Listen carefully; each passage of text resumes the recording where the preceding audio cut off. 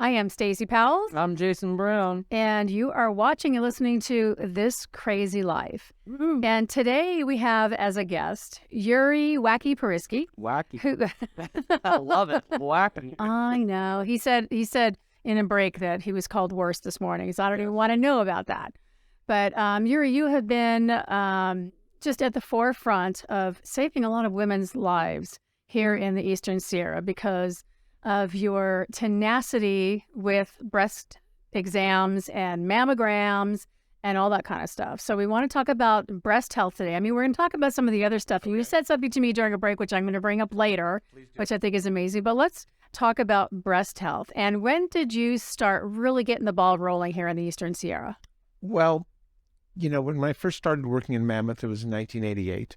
I was a part-time radiologist, and I was faculty at USC, at the USC Norris Cancer Center. So I started slowly developing relationship with the providers up here, and a lot of cancer patients started being referred to me, at least to kind of guide them through the passages of cancer at USC. And probably in the 90s, I noticed that there were women coming down with advanced breast cancer. And when you ask them, when was your last mammogram? Mammography was not readily available. Mm-hmm. There was a mammography set up here in Bishop, but that wasn't frequented by the patients in Mammoth Lakes. And if the snow fell, they had to cancel their appointment when they're going up to Carson or to Reno. And around the same time, in the late 1990s, digital mammography was introduced, which instead of having to ship films down, they could electronically take the pictures. They'd be digital. We can transfer them easier. I never quite read in Los Angeles, but my target was to increase my time up in Mammoth. And I don't remember exactly when. It was probably in the mid-2000s we underwent with the new hospital wing. We had fundraising. Mm-hmm. We had bake sales. We sold Christmas trees. We did a lot. And over the course of 18 months, we bought the first digital mammogram machine in the Eastern Sierra. I did so. I was an advisor to Hologic Corporation, which is the #1 medical manufacturer of mammography equipment. I happened to be on their advisory board at the time because of my academics at USC, and we secured a really sweet deal, probably half the price of the machine, to bring into this community. I think the first year we did 400 mammograms. Wow. Now we do over 1,000. A year. A year. 1,000 a year. I've had over 100 breast cancer patients locally diagnosed and treated at referral sites where we direct them to. And that's been a really good experience, including in Bishop, including in Northern Indiana Hospital, where we've had several breast surgeons. And the current one, I collaborate with her almost on a weekly basis. We try to keep it local. Any cancer surgery or treatment, Mammoth Hospital doesn't have the ability to do a lot. We do administer chemotherapy under the direction of an oncologist, but we really don't do cancer surgery and so forth. So we try to send them to the right place. And they do that here in Bishop?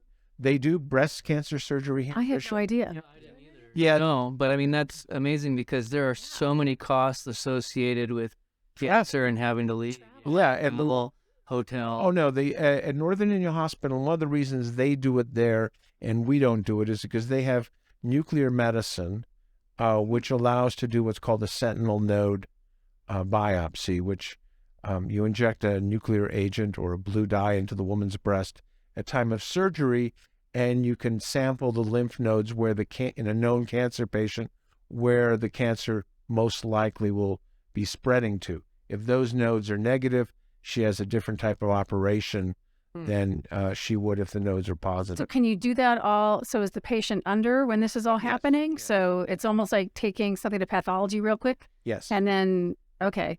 And so if it has spread, okay, so if it hasn't spread to the lymph node, then the surgeon here Can do a lumpectomy okay. if that's what was decided upon at first, and not have to do what's called an axillary lymph node dissection, where they take out all your lymph nodes and there are complications associated with that: arm swelling, pain, discomfort.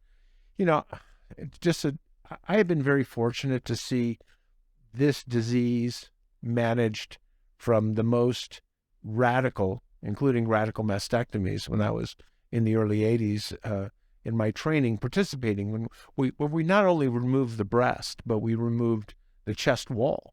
Right. And to now see transpire that I could show you women who have had breast cancer surgery and you would not be able to tell the affected breast. I mean, they have, I've worked with oncoplastic surgeons and was fortunate enough during my course. So I kind of understand the spectrum of this really intellectually fascinating disease. So when you said remove the cable, that happened to my grandmother. Yeah, they had a radical mastectomy and everything was gone. Yeah. And at that time, she chose not to have, or whatever the reason, I wish I could ask her now, but she chose not to have the reconstructive surgery. We didn't do it back then. You lose that. Once you lose the muscle, pectoral muscle, you don't have anything to implant a reconstruction onto the chest wall. So I was able to see from the 80s to now just the entire spectrum. I mean, if I have more, I could share with you my first patient, which was fascinating. And we just young woman was pregnant, felt a breast mass, and delivered the baby, and the breast mass went away. A year later, her husband was a trucker, so he only showed up every once in a while. Obviously, they had conjugal stuff, and she got pregnant very shortly again. So she had like a 1-year-old. She's pregnant again. In the same place, a breast mass comes back. Wow. And it grows even more. And back then, we didn't do ultrasound yet. Mammography was, even though it was in the 60s, invented. It wasn't commonly employed. This is in Houston, Texas, and they cut this breast mass out. It was cancer. She was in her late 20s, early 30s. I remember her to this day.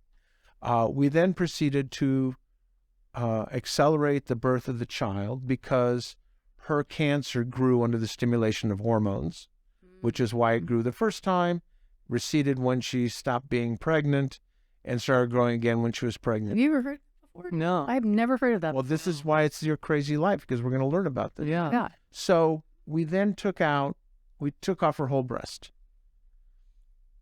We then took out her ovaries because they continued, because we were then realizing that estrogen. Exactly. Estrogen. Not only did we take out her ovaries in terms of trying to save her life because she had some metastatic deposits and she had positive lymph nodes, we eventually took out her adrenal glands. We also did brain surgery to take out the portion of the pituitary that stimulates estrogen. I watched this, and I watched her die. And I watched her die, leaving her husband trucker with 2 young kids. And right at the same time, we started the drug adriamycin, which is looks like red Kool-Aid. It was one of the first anti-cancer chemotherapy drugs. It really made you sick, and you lost your hair. And we administered it to her, but we failed. And I remember her to this day, and she is my inspiration, as are the thousands of women that I've had as cancer patients while at USC. It's a fascinating disease. There's more articles written about breast cancer in the medical journals than any other disease. I've had patients with curative cancer, and it comes back 20 years later. And you go, where did it hide? It's, when we've had cancer, I don't know if you've had cancer, I've had cancer. And I turned into a hypochondriac when one thing happened. So when I had that vertigo episode in 2016, I was convinced I had brain cancer. And I'll never forget, we did an MRI, and Yuri called me up and he goes, "There's nothing in your brain." I'll never forget that. I am told I have a skill with conveying that information to patients.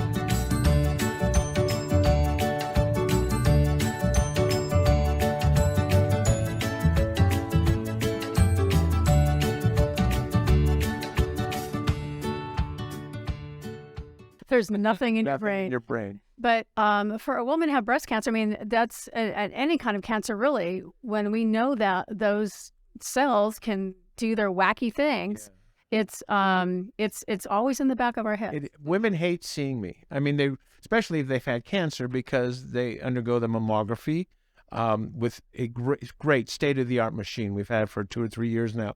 We are the best equipment around, and because they know that there's a chance that 1 in 8 chance during the course of their lifetime, and if they've had cancer already, there's a 1 in 4 chance of them having cancer in the other breast.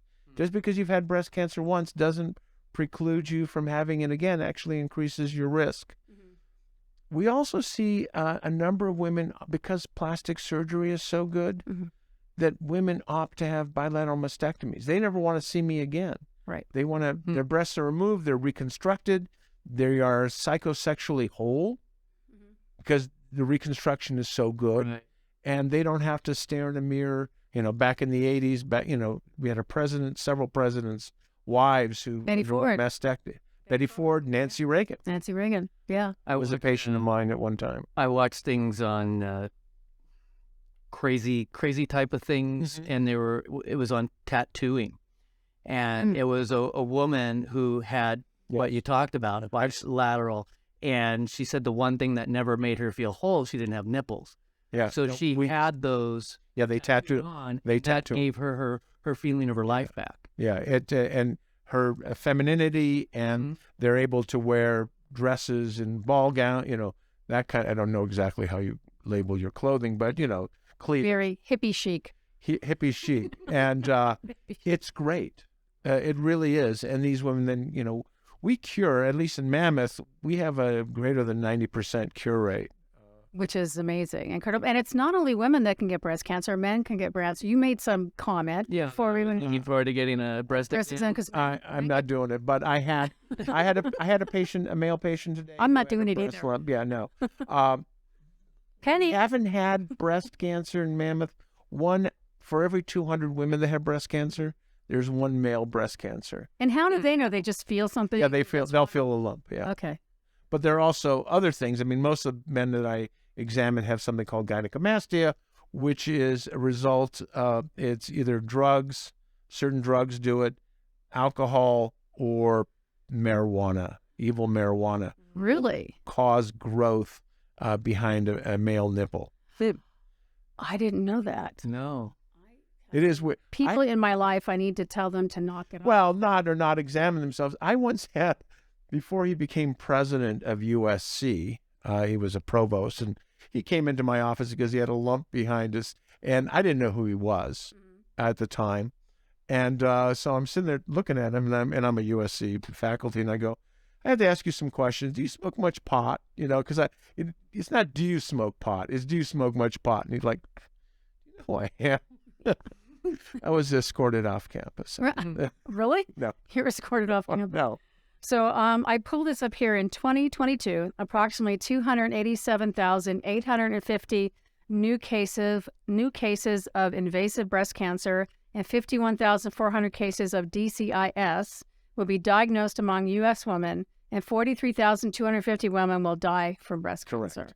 Why is the stat so high for women dying if there's all... No, that's actually, the stats are better for women dying, okay? If you pulled up from 10 years ago, about 45,000 women died each year. Okay. And at that time, that was when the denominator was 245,000 women. So the number of women dying per amount of breast cancer we're discovering is better now. Two things: mammography, finding smaller disease, and chemotherapy tailored to the genetics of the tumor. That is fascinating to me. So how do they find that out? I mean, they do their pathological There's been more, as I said earlier in the program, there's been more research and more scientific articles written about breast cancer. I mean, every treatment stage is then they go back to the basic science and try to find out what we call the receptors are on the tumor, what the molecular genetics or programming of the tumor, and target medications more specific to that. So the two things are getting an annual mammogram starting at age 40, unless you have a risk, and then we try to start you earlier. And then once we know the tumor, we'll do a number of tests, estrogen receptors on it, progesterone receptors, a chemical called HER2/neu, and then also a biochemical profile that gives the patient prognostic features and also directs the oncologist to prescribing more specific drugs, including immunotherapy is now being considered for that. Yeah, I can't remember which paranoia stage I was in a few months ago, but I had to talk to my gynecologist. I said, I need to know. I said, my grandmother had breast cancer. My aunt had breast cancer. My dad died of prostate cancer. My mother's had uterus cancer. I've had kidney cancer. You need to see if I have the BRCA gene.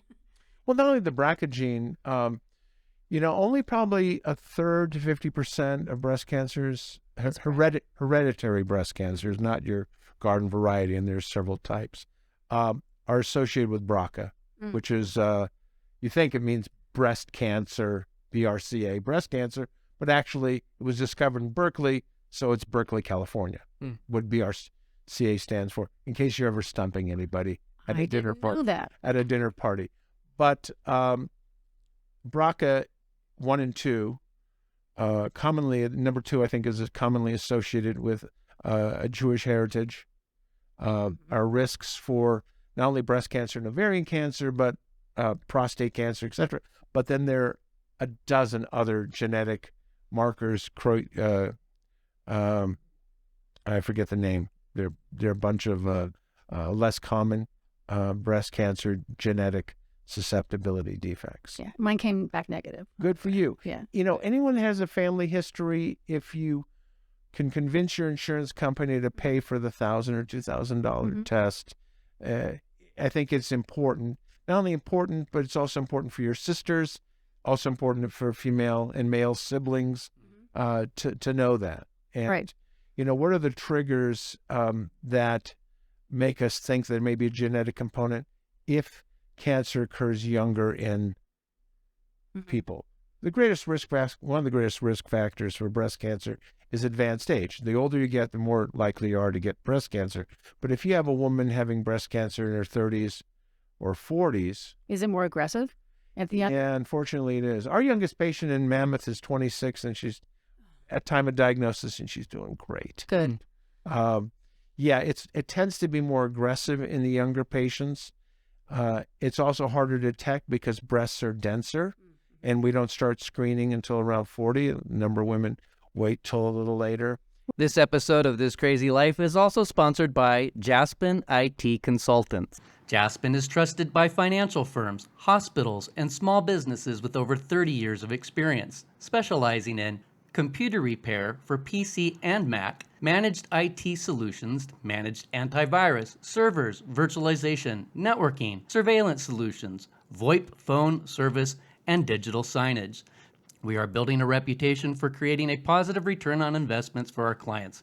If you are serious about your business success, our team of professionals can get you there. Strategic thinking, personal attention, competitive prices, real-world results. Discover the Jaspin difference. Located at 249 North Main Street in Bishop, California, 760-872-2797, or on the web at www.jaspin.com. Well, if they don't have any symptoms, what would prompt them to go to get a mammogram? Only the fact that they should be screened starting at age 40. If they don't have any, if they don't have a symptom, then we're not going to catch it real early. By the time you feel your breast cancer, it's probably pretty close to stage 2, which is a curable stage, but we'd like to catch you less than 2 centimeters, less than a golf ball size. I will never forget. I was working on the Arsenio Hall show, the first one, and one of the women who worked on set, she was diagnosed with breast cancer, and she was going around to all of us and saying, this is what it feels like. She was like taking our hands and saying, this is what it feels like, go get checked, because she was just about to go get her lumpectomy or mastectomy. Or your audience can do this at home now. Yep. If it feels like the tip of your nose, it's probably not. If it feels like the bridge of your nose, it may very well be. I didn't know that was a thing. No. Well, I mean, this is softer, Yeah. and this is cysts feel like that, Yeah. and so do most fibroadenomas, which is a common tumor in the benign tumor in the female breast. But if it's firm like the bridge of your nose, unless you've had work or other stuff, then Okay, so now I'm going to be going around telling my girlfriends, okay, if you got something that feels like this, it's okay. But if you got something that feels like this, well, get a mammogram. But if you have a new lump, come in.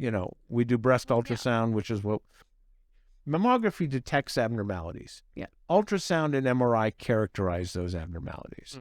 So mammography is a relatively inexpensive, not a harmful test that's will allow us to see if there's anything has changed from your prior mammogram, which is the most important thing visually for me. Right. Is to see if there's a change. Right. So as far as other cancers go, I mean, Mammoth Hospital has a great cancer program. So if people have if you remember, I danced, Kathy Copeland and I You did. danced to raise money for the cancer infusion Yes. and won handily. Yes, you did. With Kathy Copeland, it's kind of hard not to win. She's Oh, thanks. she is, there's nobody like her. There's such great energy. Yeah. It was one of the better summers I had up in Mammoth was the Dancing with the Docs. Dancing with the Docs. Gigi, Bishop Local was our coach, our producer, and things like that. How come you haven't done that? We did it 3 times. It was really expensive to put on because we had, videoing all the 8 teams. And I think it ran out of but it was fun. Matter of fact, I think I have them in the trunk of my car. I still have some DVDs. I'll be glad. Are you selling them? Yes. 10 years later. Read you this. I'll autograph it and maybe. Well, I know there's the golf tournament up there to raise money for that. And I'm hoping that one day my Play Stirrups will play a part in being able to raise money. Absolutely. That would be the goal, is to have that. Come and talk to them. We have a great fundraising team. Wendy and I are very proud to have been associated with the Brian with the Brian Veneman Golf Tournament, and that specifically raises money. To your point of people have to travel, Right. and that money is raised to help offset any cancer patient in Roanoke County that has to go seek treatment, and most of them do. We will help offset their travel costs, and that's why we have supported that and the legacy of my dear friend Brian Veneman. Yeah, it's such a big help, because when I was diagnosed down at Cedar Sinai. I remember. And there was a back and forth with that. And I know you've seen the inside of my body more than most people. I think more than anybody with these CT scans and MRI. Oh, she knows. With the MRI. She told me that sometimes you guys can't go to dinner parties. You have to have them at your house, because if you get something in that you have to look at right away, it's just easier for you to look at your computer. Because usually that's trauma. It's not a cancer diagnosis. But yeah, I stay at home. I don't circulate much in town because I'm on call. Yeah, definitely on call. Hey, speaking of being somewhere else, though, that you aren't, you said very quick, we have a couple of minutes, that you were confused for a Russian spy. I was mistaken. I went into the Soviet Union in 83, 84 as a young man after finishing medical school. And I went in an unusual way. I went in by rail from Finland, and I landed in a Leningrad hotel. And this was all prearranged because you couldn't get into Russia without everything being prearranged. And with my name, I spoke Russian fluently, but didn't speak Russian when I was there. I spoke English. And I was immediately met by individuals who wanted to get to know me and take me around, and beautiful women who, and it was there to latch on to me to see what I did. So they have the big, like, black Escalade kind of cars taking you around? The big, it's a Lada is the car, not the Escalade. Escalade is our spies. Okay. They had, or the other things. But I had a dispute at the bill, at the checkout with them, and I'm speaking to them in English, and they, are pretending that they don't understand me very well, and I got annoyed. And I then broke into my Russian, which was much better 30 years ago than it is now. And they were just like, and they look at me and they go, "Where did you learn your Russian?" And I looked at them and I said the best line I've ever delivered. I said, all American school children learn Russian. Oh, good one. And so that, because, you know, they were supposedly learning English because they were going to take us over. That was during Reagan's saber rattling, Yeah. you know, that time. Yeah, Star Wars and all that. So all American children learn Russian. Right. So So did they detain you at all? No. Okay. That's there, good. there are other See- stories, but it'll be in the book. You're going to help me. Okay. Ghostwrite. Yeah, I can help you go. And amongst all my other projects that I have going on, We sure. all have projects. I mean, that's how we keep sane. I mean, medicine is very taxing, and especially if, you know, you have sick patients or Yeah. you know, you have problematic patients, and you have to find some sort of distraction. Right. I can imagine. I mean, I mean, it just when you're telling a patient, hey, this is not what you think it is. We have to move further. And then you're dealing with their drama, you know, and their family's drama. So it's a lot of energy coming at you all at once. And you have to just kind of. The word I use is compartmentalize. Right. Okay. That's a good word. Not always good. I mean, you know, Well- because you close yourself off Yeah. and you have some emotional protection, Well, it's a, but you have to The otherwise. only way to maintain sanity. Yeah, I know doctors. because it's a crazy life. It is. Perfect exit. It's a perfect exit. We're going to have you back because there's so many stories that you have. And this 25 minutes went by really, really fast. It's over? It's over, man. It's over. You get to go take your wife out to lunch at Jack in the Box or something. That's exactly. So, Yuri Parisky, thank you so much for being here with me, Stacey Powells, I'm Jason Brown. and This Crazy Life. Thank you very much for having me.